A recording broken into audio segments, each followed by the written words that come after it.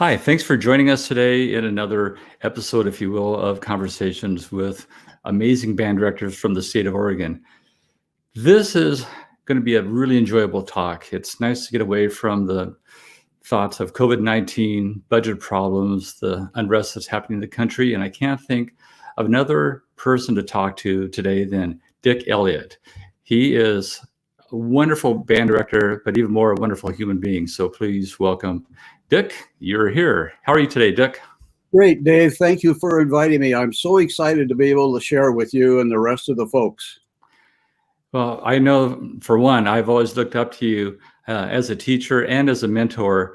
And so just getting this chance to talk with you today is going to make it's going to make my stress level even lower, because every time I talk to you, I leave with a smile on my face. I sure hope so. But before we start on with the questions, there's always one thing I've wondered. Whenever I went to your school, Newberg High School, I would go down Elliott Road. So did Elliott Road come before you or after you? Elliott Road was there before I got there. So it was named long before. Well, tell me a little bit. Sorry, go ahead. Claim that one. Well, I'm sure that, and we'll get to this later, that when you went in for your job interview at Newberg High School and saw that you're on Elliott Road, there must have been some premonition that this is where you'd be teaching most of your career. Well, there was a premonition, but my job interview was not at the high school. My job interview for Newberg High School was actually at St. Helens. St. Helens? Yeah. Well, there's a little story there. So just real quickly, the second year that I was in Seaside, we took the Seaside Symphonic Band. I had two bands there, to a festival in St. Helens. So we played, and shortly after we got done playing, a gentleman by the name of Gary Donnell, who at that time was the supervisor of music at Newberg, came over to me and he handed me a piece of paper and he says, "Here's a contract, sign up." That's got to be one of the most easiest job interviews I've ever heard of. It was. Well, before we start talking about growing up and your interest in music, I just want to tell everybody that if you do have a question for Dick, have any thoughts, or if you just want to say hello to him, please post a comment down in the comment section on YouTube. So, Dick, where did you grow up? I grew up in McMinnville. My mom and dad were music teachers, both in McMinnville. My mom was at the college from 1930 to 1974. And my dad started in 1933 at the high school as the high school band director and music supervisor, and went to the college in the late 1930s and was there until the war broke out. So, and then my upbringing was in McMinnville, all the way through elementary school, junior high, and high school. So I've seen posting with some of our friends on Facebook with their kids, and they've got them playing with an instrument when they're like 1 or 2 years old. When did you start playing an instrument? I started piano lessons when I was like about 4 or 5, and stayed with that for a few years. And then eventually that kind of went by the wayside. And then I started trumpet in the 4th grade. And that was beginning band at Memorial Elementary School in McMinnville with a gentleman by the name of Ray Cook, who was our elementary band teacher, and he was a violinist of all things. He was not a wind player. So that started in the 4th grade on trumpet. It's kind of like Ben Brooks, who was a violin player foremost before he did anything else. So you got going on trumpet, and then who is your high school band director? I had very fortunate, Dave. Junior high and high school both. I had John McManus. Oh, really? Yeah, so he was at the junior high when I started, and then I had him all the way through high school, and that was what a blessing in disguise. It's one of those things that you never know that you're being taught until you go back and realize the lessons that he gave you, and it was an amazing man. But anyway, that was my junior high and high school band director was John McManus. And I also had a chance to work with Dave Dirksen for a little bit also. Those are like amazing musicians and band directors in the state right there. It's kind of like the dynamic duo. Definitely. And so also in high school, I know you're an athlete. Did you play any sports in high school? I did. I was football and track, of all things. And I look at my shape right now, and I'm kind of a little bit, but I was a sprinter in high school and went to the state track meet 3 years in a row as a sprinter. So, Wow. And how did you do it? Stayed on track. well, actually pretty well. My senior year, I placed in the top 3 in both the short dashes. So that was fun. That was good. I did not know that. That's great. So you're doing the sports and you're doing music with some great band directors. Did you decide to go to college and major in music, or did you do something else? No, I did. When I went to college, it was a music major right from the get-go. Because there's things that you can do for the rest of your life, and there are things that you can't do for the rest of your life. And you're not going to play football all of your life, and you're not going to sprint all the rest of your life, but you can certainly be a band director and a trumpet player for the rest of your life. Well, and you were talking yesterday. You're still practicing the trumpet. Oh, if there's a blessing about the sequester thing, is I get a chance to practice a lot more now in my kitchen with my practice mute. I'm sure you've got a great critic with your wife, Judy. Oh, she does. Yeah, you're so right there. Well, when you were in college and your major in music, where did you go to school? I went to Linfield. Actually, Dave, I went to Linfield. It sounds a little odd, out of necessity more than anything else. My mom being on faculty there, I got the faculty brat tuition scholarship, and I live at home. So it was just kind of a no-brainer. Ira Lee did recruit me to come to the University of Oregon, and I just, and I had good friends that went there, and it was just like it just wasn't in the cards. So I went to Linfield for 4 years, got my bachelor's there, actually a Bachelor of Arts with a major in music education, and then went on to Illinois Wesleyan University for my master's degree in performance. Oh, and did you do that then right after your bachelor's degree? Went right on, got it out of the way, and so I wouldn't have to mess around with it over the years and try and finish that master's degree. So spent a year in Illinois, couldn't wait to get back to the Valley. So, yeah, there's a lot of people that have moved from the Midwest that are living in Oregon right now. Well, that's where my parents grew up. My mom and dad were both from Illinois, and that's actually where they met, was at Illinois Wesleyan. And then mom graduated from there, and she had a choice. When she graduated from Wesleyan, she was a very fine soprano, a very fine coloratura. She had a choice of going to Chicago and singing as an understudy with the Chicago Opera Company, or coming out to Linfield and starting a choir. So in 1930, she hopped in her automobile and drove out across country by herself to start a choir at Linfield. Wow, that can be really scary. It was. I mean, she was by herself. My dad stayed in Illinois until around 1933, and mom finally said, "Hey, listen, I'm not going to leave. If you want to get married, you got to come out here." So he did. Well, so you got your degree in performance. Mm-hmm. When you got your degree in performance, did you want to try to make it as a trumpet player, or did you want to go right into teaching? No, I wanted to go right into teaching. How do I want to say this, Dave? At the time, I was a decent trumpet player, but not to a point where I'm going to be a symphony player. Although I did audition with the Oregon Symphony and with Jacques Singer, but it was just I'm a teacher, and that's what I wanted to do.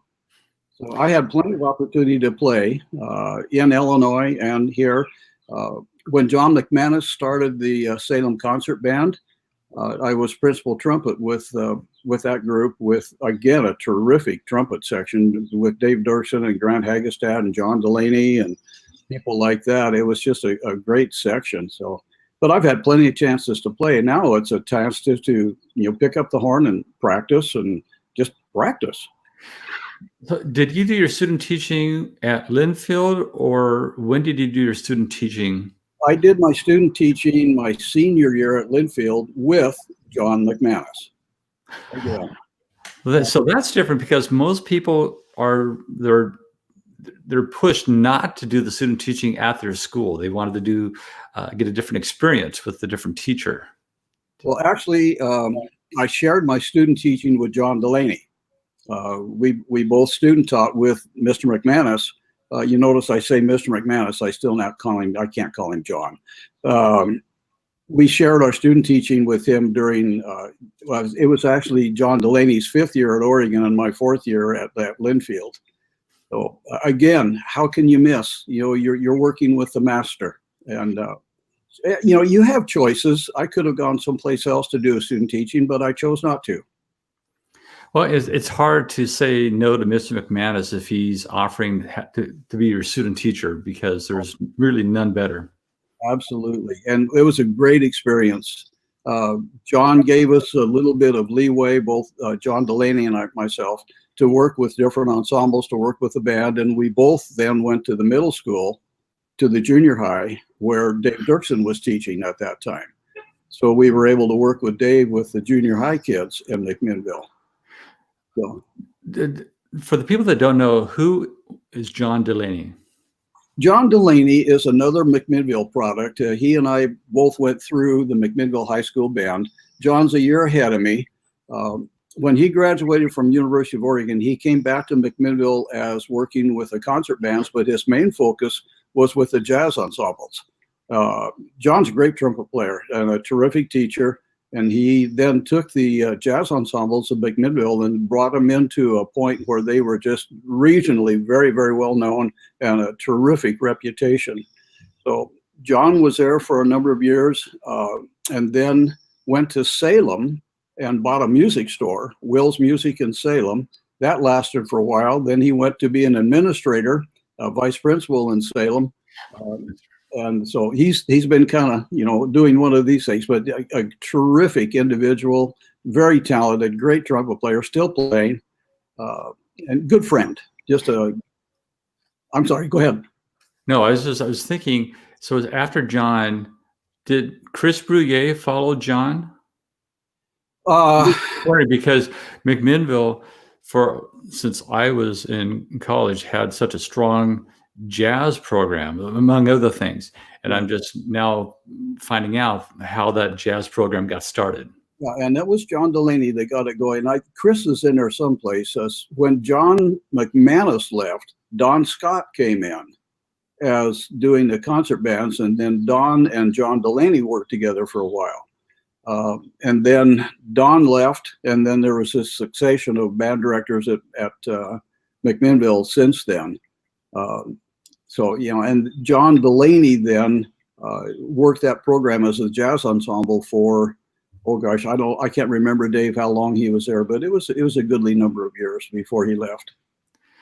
So you got done with your student teaching, and so now it's time to get a job. And tell me about your first job. My first job was in Seaside. I had come out during spring break from Illinois Wesleyan during March to specifically look for a job. And I had 2 job interviews, one of them which was in Seaside, and very positive, and they offered me a contract, and I thought, geez, okay, I'm single. I've always wanted to live at the coast, so let's do it. And I took that job in Seaside, followed a gentleman by the name of Rudy Dimitrovich, who really put a great stamp on that program. It was a terrific program when I started there. Great kids, and they played really, really well. That sounds like a perfect job for a first-year teacher. It was, and plus the fact, you know, just being in Seaside, not taking advantage of all the tourist things, but you know, get to go fishing every so often and go dig a clam every so often, and it was really a fun experience. It was fun.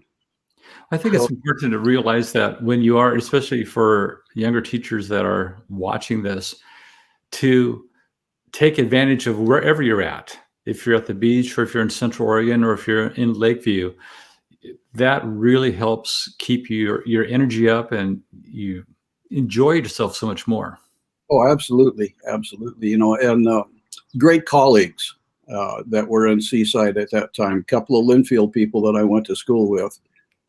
And that made it just a little bit easier to work into that culture. It's a little different culture when you're on the coast as to when you are in the valley. But it was, again, the kids were terrific. It was interesting. When I got my contract, it was to be the 2 high school bands, the 2 junior high bands, and then 2 grade schools. 2 weeks before my first year started, the principal called and he said, "Oh, hey, Dick, by the way, we redid your contract. You don't have the high school choir along with with the band." So I was on the phone. "Hey, Mom." Yeah. But fortunately, you had a good mentor for that, and anybody wanted to, or if you had a question to ask, it was just a quick phone call home. Boy, it was. And then she was kind enough to come up and spend some time with me to work, kind of help me across the bridge to get into the choir itself. I had a good choral background just being around her all the time. And I, sang in the college choir and did her church choir. And so I had that background, and she did lessons at our house. So I would sit out and listen to all of her comments that she would make to her private students. And that was fun. That really kind of eased that, what's the right word, that, I can't think of the right word. The transition. Right. So anyway, high school choir was fun. I did that 2 years when I was up there. And when you're in a small town like Seaside, or smaller town like Seaside, sometimes we get asked to do any coaching. Did you do any coaching while you were there? No, I didn't. I was asked to do a church choir, but to kind of take the edge off of just to kind of do something a little bit different. This is a little weird. I got involved with the North Coast Officials League. So I was able to officiate freshman and JV football games.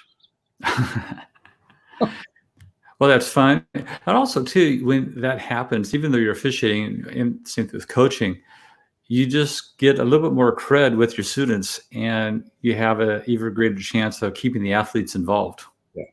Yeah. And that was important. So that was, to know that you are more than, you're kind of a multifaceted kind of person. Well, you're at Seaside for 2 years, and then what did you do? I got the offer from Gary Donnell. I got the offer to come to Newberg, and his whole premise on that was, we need somebody to stabilize the program. And I asked him, I said, "Well, what do you mean, Gary? I'm not sure." And he said, "Well, if you take the job, you're going to be the 6th band director that we have had in 6 years." Wow. Including one guy that just quit in the middle of the year.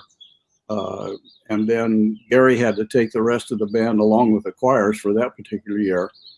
Then I stepped in, and Dave, I'll tell you, the first time that I walked into the high school band room on the very first day, there were 33 kids sitting in that high school band room. And as I was looking around the room, I didn't see one smile, not any smile at all. And it was all like, okay, there's another one. Let's go to see how long he's going to last. Yeah. I remember telling them at that point, I said, you're in here to learn. I'm in here for the long run. And as it turned out, it was a long run. Well, with that the first week or two, and seeing the look in the kids' face, I know it takes a while to get the program to be yours. And what did you do, or did you do anything specifically to help turn that program around? Well, yeah, I did. It was more than anything else, Dave. It was an attitude kind of thing. The kids played well. It's just that they had a defeatist kind of attitude. Just people would leave and they would say, "Oh, you don't play well. You do this, you do that." So the very first thing I tried to do was give those kids a goal. Here's something for you to work towards. And it's going to be, it's going to be a musical goal, of course, and it's going to be a performance goal. But at the same time, you're giving those kids strokes enough that you improve their attitude, you improve their outlook towards the program. And it took a while. We started with 33 kids, but by the 3rd year, I was able to add a second band. And we had a great feeder program, a lady by the name of Jean Sevier that had the junior high program. She was a great feeder. And then when she left, we had a succession of really fine middle school band directors. And with the numbers that came along, like I say, in 3 years, I was able to add a second band. And after about 6 or 7 years, I was able to add a third band. So it took a while, but yeah, you can change the culture. You can change the attitude. It's a positive thing, but it's an honest positive. You're not a hypocrite. So, right. And just getting the kids feeling successful, that's just such a huge part of it. And they probably did not have as much success in those previous 6 years. well, the first year, and particularly the first semester of that first year, you're very careful about the music that you select. I went back and looked at programs that the band had done previous years to see where they were. I listened to some recordings of the year previous. Then I was able to kind of get a handle of where to start. So you're putting some music out there that the kids are successful with, that they still have to work at, but there are places that you can rehearse, make them feel good musically, give them a success. And it's one of those things that takes a while, absolutely. But there's that carrot that's out there at the end that people are working for. Yeah, and Michael Birch-Pace has just put in a comment. I don't know if you can see the comments on how to select the literature that is bands performed. And so you kind of talked about that. And when you have bands that are small, like a 33-piece band, what did you do, maybe the first couple of years, really, how did you select music that would make your kids successful? Well, I don't know, can you hear me now? There's a lawnmower that started up across the street over there. Are we still okay with that? Yeah, we're good. Okay. Just don't volunteer to go mow the lawn. Stay No, here I'm with us. riding more. I break a foot. The thing that I tried to do in selecting music was give the kids a chance to grow. One of the things that was really fun about the time that I started was that we had lots of mentors, and Dave Dersham was one. There was a reading session that was at Will's Music that actually John started when he was there, that was attended by it's like the Lewis and Clark reading section that Dave Becker did, except it was in Salem. But that was a chance to look at literature and talk to people and listen to recordings and kind of get an idea, well, here's where the band is. That first month or two, it was an experiment. Well, let's look at this piece. You don't want to play down to the kids to give them a feeling like it's just, okay, this is another little piece that we can whip out just like that. But you don't want to be so difficult that they just are, we can't play this. You find that middle of the road. Well, once I found that middle of the road, then we would work to that level. But then the next piece that I would do, I would give that just a little bit of a nudge, kind of give them that little extra impetus to get to that next level. And we would kind of stair step then. And it took us a while to do the stair steps.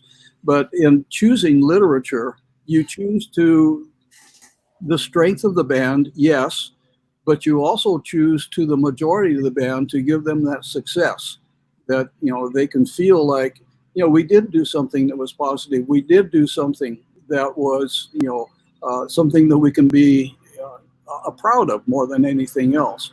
So choice of literature is absolutely critical. It doesn't make any difference what level you are at, beginning, intermediate, high school, collegiate. Choice of literature is absolutely critical. You do a lot of investigating, you do a lot of listening, but more than anything else, you do a lot of interplay with your own students to see where they are. No, I totally agree.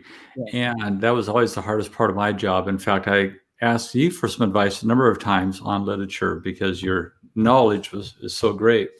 But during your time at Newberg, one of the things that really impressed me about your band program is that your numbers were huge, just enormous, and especially with your top band. So what was your philosophy about auditioning or getting kids into your top group?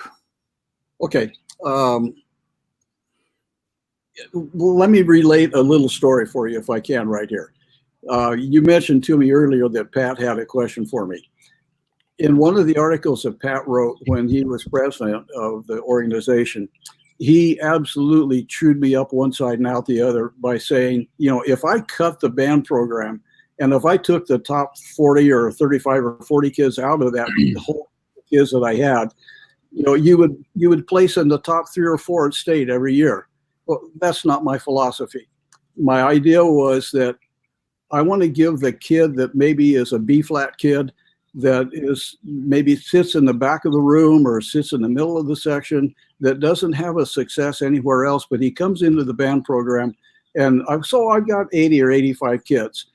Those kids are all juniors and seniors with a few sophomores mixed in, but they are kids that have stuck with the program. They deserve to be there. They're not the greatest players in the world, but they're great kids. They work, and you give them that opportunity to be in a group that is a successful group, rather than being in a group that is, I hate to say it this way, but that a group that is a hand-picked elitist group. That, for me, that kind of defeated the purpose. And my philosophy was, if I had a senior, for example, that by the time they got to the second semester of their senior year, if they were still in concert band in the second band, I would automatically put them up in the top group. There. So we would go to state, and I would put on the stage 85 kids on stage. And then we would go to the sight reading room, and the guy would say, oh, you can't put that many kids in the room. You have to eliminate 20 kids. And that was always hard. But my philosophy was, I wanted to give those kids an opportunity to be a success in one way or another, to be a part of a group that was a success, to be part of a group that, you have the high achievers, and they can work into that level. They can work up to where those achievers are. So that was kind of my philosophy. Competitive? Yeah, sure. We are all competitive to an extent, but not to the extent where I wanted to eliminate kids from that opportunity to have that success. And that's one of the reasons your numbers were huge, because they found that success, and they found that they were a part of a successful program. Even in their little way, they are part of that success, which leads me to Pat Vandehey's question. Well, let me just say one thing real quick, like about the size of the program. Sure. I had 2 middle school band directors in the last, 15, 16 years that I was there, with Dave Sanders and Ken Clark. And talk about gems. They would give me kids that, as 9th graders, they had all the fundamentals. They had all the notes, they had all the rhythms, they had all this, all I had to do was put the icing on the cake. And it was just phenomenal. We had a great working relationship for a number of years. But those 2 guys, they're responsible for giving me the program that I had. Oh, and that's actually was my next question about, because I do know the junior high program was incredible. And when you have great teachers, it really does help when you've got the kids coming in prepared and they're ready for a good high school experience. Oh, absolutely. Absolutely. All right, here's Pat's question. Okay. Oh, how many years were you at Newberg High School? 38. 38 years. Well, in your 38 years in Newberg, your energy and your enthusiasm is just amazing. You're always up, it seems. How did you keep this up for 38 years without burning out? Diversions. Okay, as a high school band director, and anybody that's been in the high school knows that there are just hours and hours and hours that you spend with pep bands and with shows, and you spend that much time, but you set a priority. And my priority was, okay, I have the job, but I have a family. I have a wife. I have 2 kids that are just the apple of my eye. Krista and Mark, if you're watching, I never told you that, but you guys are just amazing.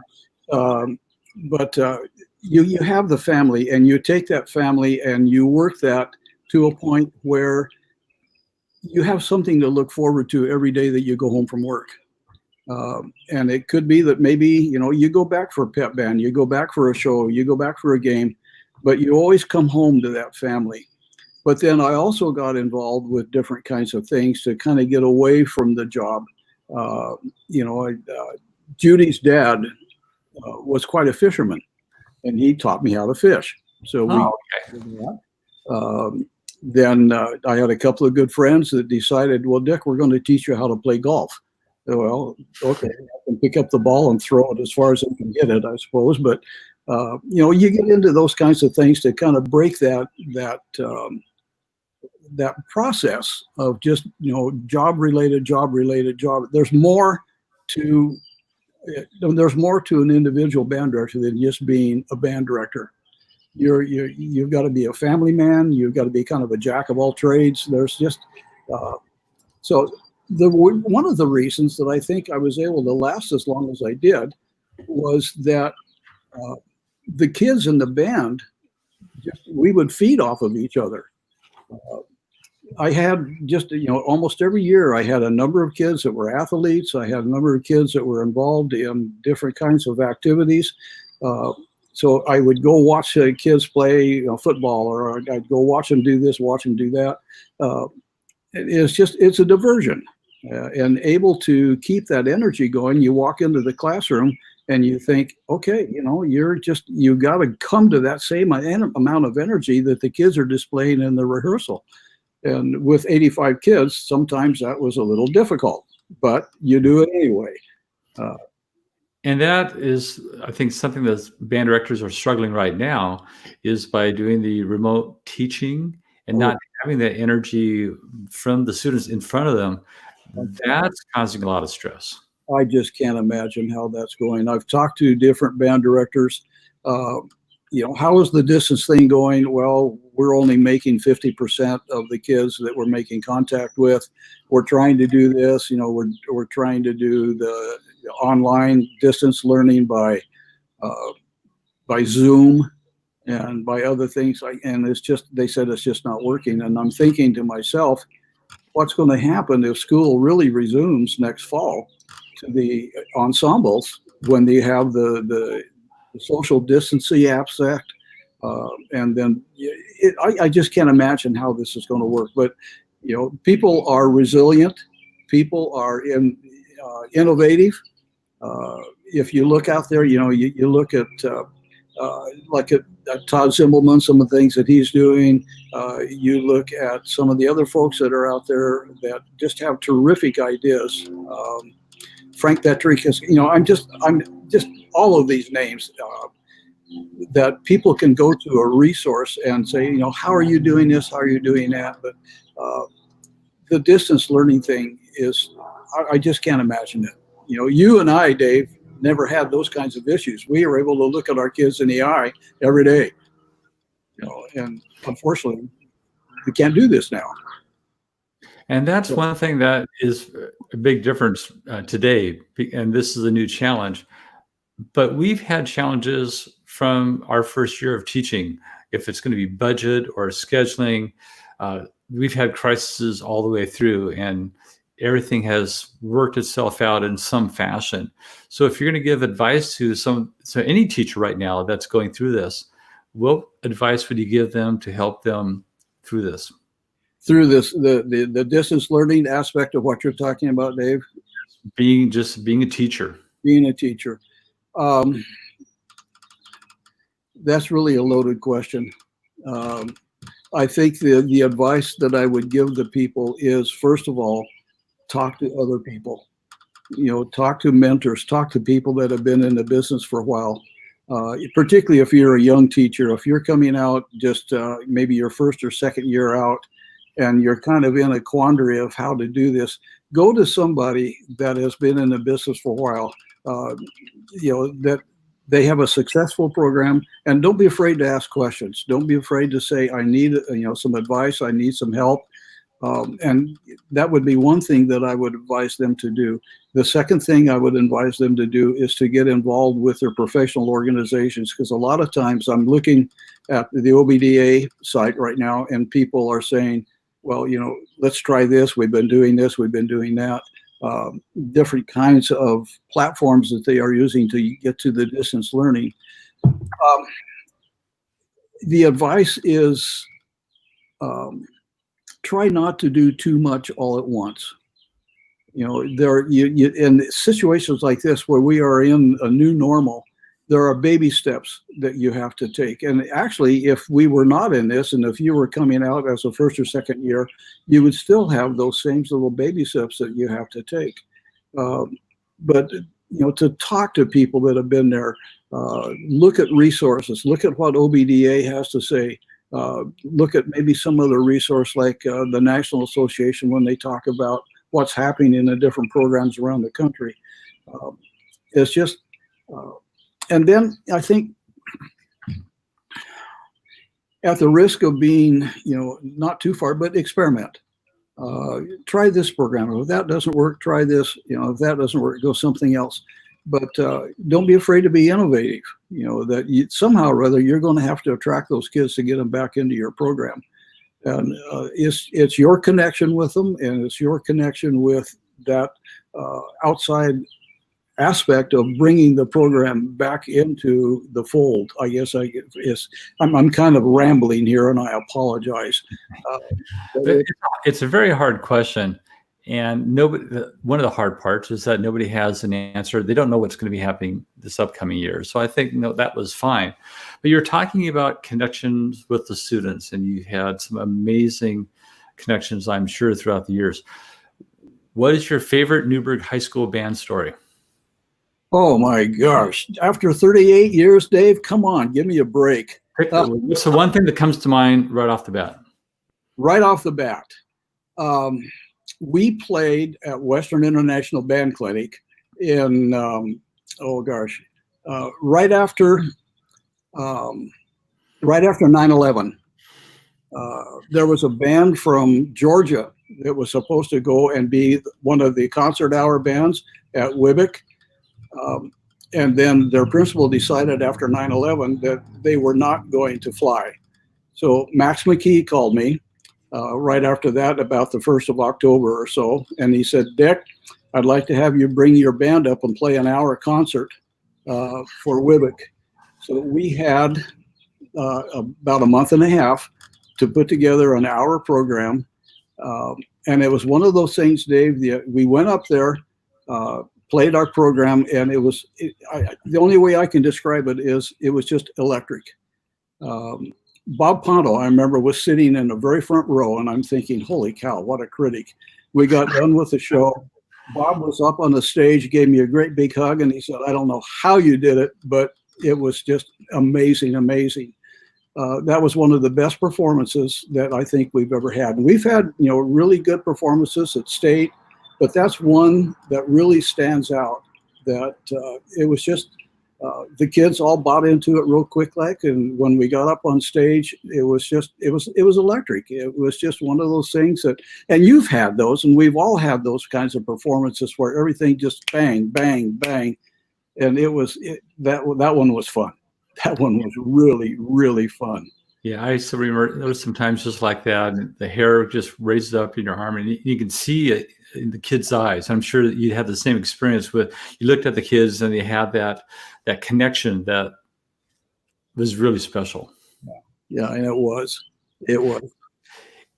So getting back to with your festivals and contests, you've done a lot of state band contests. Mm-hmm. And you've also done a lot of judging, and you and I've judged a lot. And one of my fond memories of you is going into the sight reading room at George Fox University, where you did the sight reading every year. Uh-huh. It was usually about 90 degrees in there, or so it seemed. Yes. And one of the things that you did such a great job with is you made the kids smile. You made them feel important. You gave them some things that they needed to practice on, but you just had a great way with the kids in that sight reading room. So here's another question. Another sight reading room story that you have. Okay.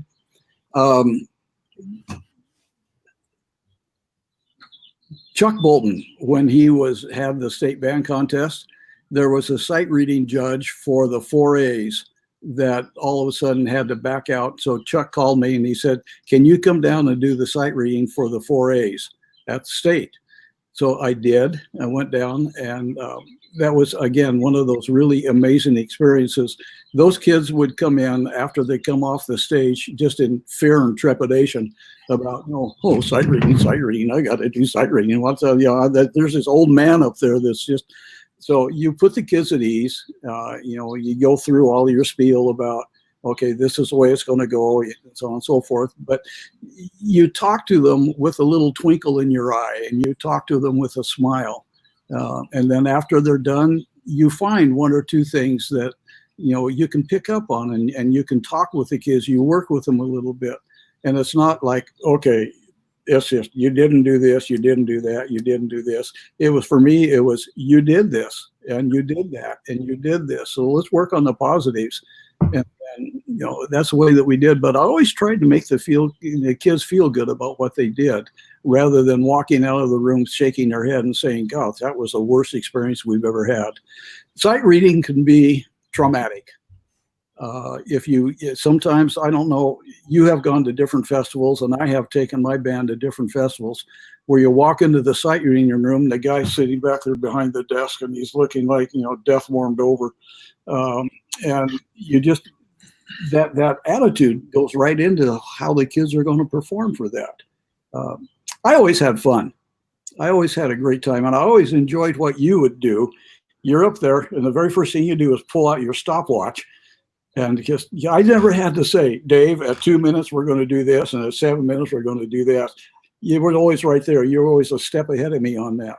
So the comment that I remember from you that you gave to me with my band is, I can't remember what contest it was, but we sight read really well. And one of my traditions is that I would wear reading glasses that my daughter would give me. And I've got blue ones with different colors. And the glasses that I had were red with little diamond sparkles. And you said to me, to the band, I said, well, the way you guys sight read, you can wear whatever glasses you want. And the kids got a good chuckle out of that. Oh, good. With the state band contest, if you could change one thing about the state band contest, either sight reading or the floor or anything, what's one thing you would do differently? Oh boy, I could get into hot water on this one real fast. But you're retired. It's okay. Yeah. Well, I might take a little bit of flack on this one. All right. My idea behind the state band contest is first of all, those kids are working their fannies off to qualify to get there to begin with. All right. They have to meet that performance standard before they can even walk up on the stage. All right. So they have already achieved that level of performance. So once they get there, my whole idea is that it's got to be a festival. It's got to be an event of celebration. All right. So that, if a band really just knocks it out of the park, and they look at their scores and they would qualify, a particular score, they're going to get a particular award. And I am not, I'm just going to lay it right out there on the line. Okay. And for those of you who are listening, if you don't agree with me, then, that's your prerogative. State contest should be a state celebration, and bands should be awarded either like a gold, silver, or a bronze medal, depending on how they play. I don't necessarily agree with placing bands 1, 2, 3, 4, 5 and the 6A level all the way down through 20. Again, those kids have worked really, really hard to get there. And for me, it's a festival of celebration. That's one thing that I would change. As far as the format goes, I would not change anything. Still, one of the things that I appreciated about sight reading, and particularly adjudicating sight reading, is that when you walk into the sight reading room, you get to see some teaching. You see what the person in front of the band really does on a daily basis. Well, so in that case, I would still continue with the sight reading aspect of the state band contest. I think that's viable. Because there, the gentleman or the person that's in front of the band, they do teach, and the kids will learn from that. So no, I would not change that aspect. The thing that, again, I would change is how, I guess for lack of a better term, how you do an award kind of thing. So that's my feeling. Well, I like the word celebration, and when you were looking for the word, that's the one word that I came up with as well, the the celebrate. I think that's great. And I agree with you. The sight reading, not only do I enjoy adjudicating that more than I do on the floor, but I love just watching teachers teach. Oh, absolutely. Absolutely. When we would do sight reading at George Fox, I would always invite the kids that were, prospective band directors that were in our student MENC group, come in, and watch so-and-so, watch so-and-so, watch so-and-so, but come in and take notes and see how these people teach in front of it, because they're not going to get a chance to go out and observe in the classroom at a particular school, but they can come into a sight reading room and get an idea how this, like yourself, how you relate to the kids, the processes that you go through in order to get the ideas across. You teach. And I would always encourage the kids to come in and watch these people so you get an idea. In the performance aspect, it's a completely different ballgame. There's really, all of the teaching has gone way before that. So that's just a matter of getting up on the stage and playing. But the sight reading room is completely different. Well, and I forgot about this part. So you're at Newberg for 38 years, but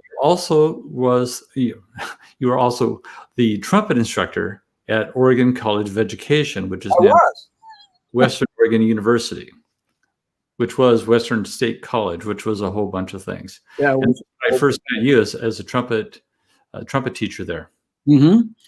Yourself and Paul Shimmings and Dave Franks and Steve Serra.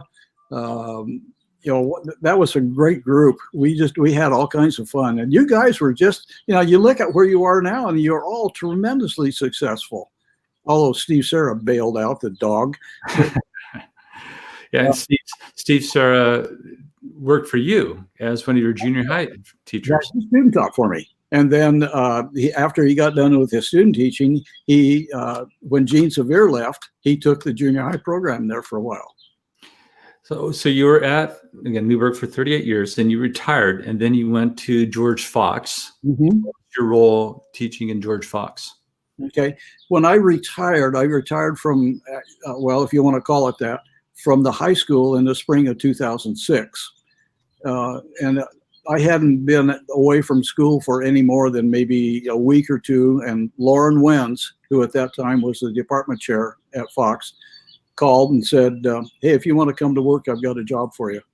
Really? Yeah. And he said, so come in. That's when I got my chance to work with Pat Van de Heye. And we spent 11 years together working that band program. And that was an incredible 11 years. We were kind of like Batman and Robin. And, Pat was the big guy, and he would throw me a carrot every so often that I could come and work with the band. But for those 11 years, Pat and I worked together. I was also asked then to take the student chapter of our music educators group. And that was, at that time, it was, they were good kids. They just were not very active. And we were asked, and I can't remember who the president was at that particular time, if we would coordinate the volunteers, the collegiate volunteers, for a state conference. And that was kind of an interesting experience because we had really no idea how to do it. So we kind of invented the wheel on that. But for 10 years that I was there, actually more than that, 11 years, we did all of the student coordinating for the state conference. We did for the Northwest Conference, and it was a big job. We had to provide all of the volunteers for housing. We had to provide all the volunteers for the area managers, for the guest conductors, and then do all of the timeline. Well, we need to have this person here, they're there. But I always was able to delegate that to really, what I thought at that time was just a terrific organized student. And of course, I would always look over their shoulder, but I gave them that opportunity to grow and to mature into an organizational skill that probably they're going to need when they get out into the field anyway. So that was a real blessing as far as we were concerned, to have those kids be working as volunteers. And actually, that was to our advantage in the sense that there was just a real quick little sidelight. At one of the conferences at our booth, there was a gentleman that came over and he said, well, I'm an elementary principal from Klamath Falls, and I need somebody to do elementary music, and I've been watching your kids work. I want somebody from Fox. No place else. I want somebody from Fox. So those kids were able to put that on their resume, and it was really good to be able to do that. So I had. I was saying, and you just never know. Yeah, those opportunities are going to come up. You don't. So I worked with those kids. I taught a couple of classes that were gen ed classes. I had a class called World of Music that was 50 kids in the class with no majors or minors. I had a lot of nursing kids and football players, and I had a great time with that group. And then Pat and I worked together. I did some trumpet things. And then when Pat left, the 1 year that we were in transition before we hired Dwayne Corbin, that particular year I had the band for that year, and that was a stellar year. We just had a great time. And I remember spring concert was the 100th anniversary of Leonard Bernstein, so we did an all Bernstein program, and we did the Bernstein Mass. That it was just incredible. I go back and I look at that and I think, geez, did we really do that? Oh yeah, we did. So well, I was there for 13 years, and just this past year now I've kind of cut ties with Fox. So did you start conducting the Newberg Community Band at that time, or did you do that while you're still teaching at Newberg? No, I started the community band when I left the high school. So we started in the fall of 2006, the same year that I started at George Fox. We started with 30 people, and eventually, so we've been in existence since then. And one of the people that's on our board went back, looked at the what I want to say, the list of people at one time or another that had played in the group, and it was over 200. So right now, the band right now is about 60 to 65 that are consistent members. So I know you won't be able to give me the exact number, but approximately how many of those people in the Newberg Community Band were members of your band? Okay, there's a lawnmower that's going by the street there. Can you still hear me okay? Yep, you're good. Okay. What was your question again, Dave? How many, or what percentage of people in the Newberg Community Band were in the Newberg High School Band with you as the director? Oh my gosh. If I just off the top of my head, probably right now, maybe 14 or 15 that were students of mine at the high school, but then I have students that were also at the college. So, just former students out of the 60, we're probably around, maybe, 20 to 25 that are in there. Well, and that's, again, saying that, and Pat and I were talking about you, that you really are a celebrity in Newberg, and you can't go down the street with someone saying hello to you, and the positive things that you've done for the Newberg, not only the school, but for the entire community. I can't give you enough commendation for it. Well, thank you, Dave. I certainly do appreciate that, and just the longevity of being, but I've got to give credit to my wife too. She taught for 25 years as a third grade teacher in Newberg. So not only people kind of say, oh, hey, Mr. E, it's, oh, hey, Mrs. Elliott, I had you from third grade for reading, or I remember when we dissected squid, or, so she is just as much as a celebrity in town as I would care to be. Let's put it that way. Well, our time is almost up. If someone else has a comment, they can post it now. But my last question for you is, would you rather spend your day crabbing or fishing? Crabbing, without a doubt. I'm not a good fisherman. I was up at Hag Lake a couple of days ago, and it was a beautiful day. I always do very well crabbing, so I would be out there in a heartbeat. Well, hopefully we'll get a chance to get out crabbing soon. Well, we've talked about that, so I've got a little boat, the SS Poseidon, and it's ready to go anytime. Well, maybe I won't go out on that boat. I'm not quite sure. I'll remember to put the plug in.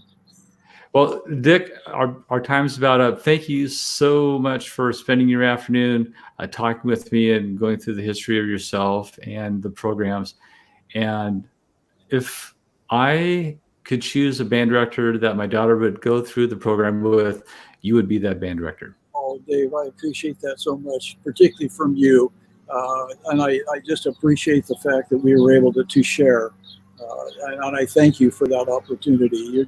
You're a terrific individual, and this whole program that you're doing it's wonderful. I hope people are able to gain some insight from it. So thank you very much. Thank you. And I don't have next week's guest quite lined up. I do have a couple of people close. So I'll let people know through Facebook when that will be and who it is. And also, if you have any recommendations on how I can improve this, please don't hesitate to message me or email me. So thank you, and I'll see you next week. Good. Thank you, Dave.